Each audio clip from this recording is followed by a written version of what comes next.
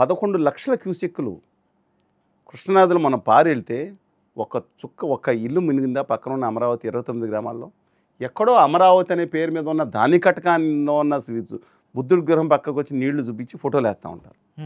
నిన్న కూడా ఏదైతే నిన్న కొండవీటి వాగు పాలువాగు ఏదైతే వచ్చినాయో కొన్ని వెళ్ళే రోడ్డు ఒక రోడ్డు మునగటం పొలాల మీద ఉండటం నిజమైన వీడియో అనేది, అదేం ఫేక్ వీడియో కాదండి.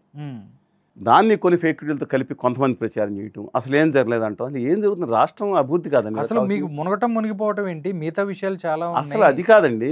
ఇవాళ విజయవాడ కూడా ఆ రోజు మానవ తప్పిదంతో మళ్ళీ చెప్తున్నాను, అక్కడ కొంతమంది నిన్న మానవ తప్పిదంతో విజయవాడ కూడా ఇబ్బంది పడింది. ఈ అమరావతి ఇబ్బంది పడలేదే. 11,00,000కు నేను 24 సెంటీమీటర్లు వస్తే ఎన్ని ఇళ్ళు మునిగాయండి, ఎన్ని వీధులు మునిగాయి 29 గ్రామాల్లో.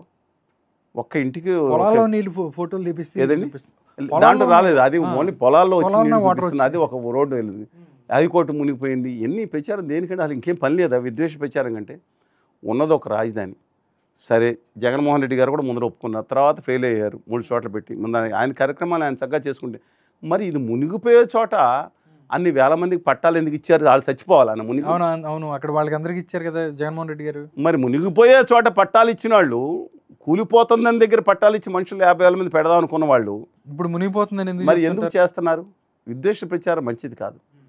అదే సమయంలో ప్రాబ్లం ఏంటంటే ఇక్కడ ఇప్పుడు అది